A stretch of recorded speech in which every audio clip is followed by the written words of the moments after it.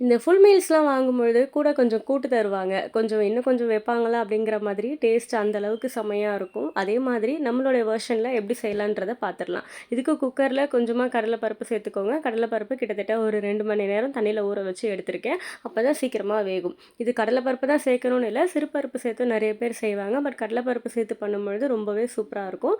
இது கூடவே சின்ன வெங்காயம் ஒரு 10 சேர்த்துக்கோங்க. ஒரு அரை தக்காளி. தக்காளி வந்து அதிகமா சேர்க்கக்கூடாது. அதனால பாதி தக்காளி இருந்தா போதும்.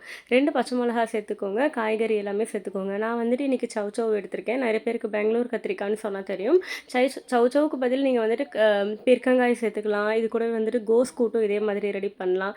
எந்த தண்ணி காயில் வேணாலும் இந்த மாதிரி செஞ்சுக்கலாம். நான் வந்து கொஞ்சமாக மிளகாத்தூளும் உப்பும் சேர்த்துக்கிறேன். குழம்பு மிளகாத்தூள் இல்லாதவங்க மிளகாத்தூள் தனியாத்தூள் சேர்த்துக்கோங்க. கொஞ்சம் மஞ்சத்தூளும் சேர்த்துக்கோங்க. அரை கப் அளவுக்கு தண்ணி சேர்த்துக்கோங்க. ஏன்னா ஆல்ரெடி இந்த காயே வந்துட்டு பார்த்தீங்கன்னா நீர் காய் தான். ஸோ அரை கப் அளவுக்கு தண்ணி சேர்த்துக்கோங்க. நல்லா கலந்து விட்டுட்டு ஒரு 3லேருந்து 4 விசில் விட்டு எடுத்துக்கோங்க.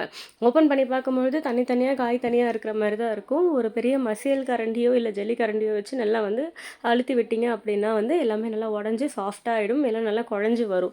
இப்போ தாளிக்கிறதுக்கு கொஞ்சமாக எண்ணெய் சேர்த்துக்கோங்க. எண்ணெய் நல்லா காஞ்சதும் இது கூட தாளிக்கிறதுக்கு பார்த்தீங்கன்னா தட்டி வச்சுருக்க பூண்டு, சீரகம், கடுகு, காஞ்ச மிளகா இது எல்லாமே சேர்த்துக்கோங்க. பூண்டு வந்துட்டு தோலோடு சேர்த்திங்கன்னா அந்த ஃப்ளேவர் வந்து இன்னும் என்ஹான்ஸ் பண்ணி கொடுக்கும். அப்படி இல்லாதவங்க வந்துட்டு பூண்டு தோலோடு பிடிக்காதுன்றவங்க தோல் இல்லாமையும் சேர்த்துக்கலாம். நல்லா கலந்து விட்டுக்கோங்க. தேங்காய் சேர்க்கணும்னு விருப்பப்படுறவங்க தேங்காய் சேர்த்துக்கோங்க. இல்லை எனக்கு தேங்காய் வேணான்றவங்க அவாய்ட் பண்ணிக்கலாம். பட் தேங்காய் சேர்த்திங்கன்னா கண்டிப்பாக டேஸ்ட் இன்னும் அட்டகாசமாக இருக்கும். இது வந்து சாம்பார் சாதத்துக்கும் சரி, ரச சாதத்துக்கும் சரி ரொம்ப சூப்பராக இருக்கும். கண்டிப்பாக ட்ரை பண்ணி பாருங்கள். அண்ட் காலையில் செய்கிறதுக்கு ரொம்ப ஈஸியான ஒரு கூட்டு ரெசிபி. கண்டிப்பாக ட்ரை பண்ணிவிட்டு நம்மளோட சேனலை சப்ஸ்கிரைப் பண்ணிக்கோங்க.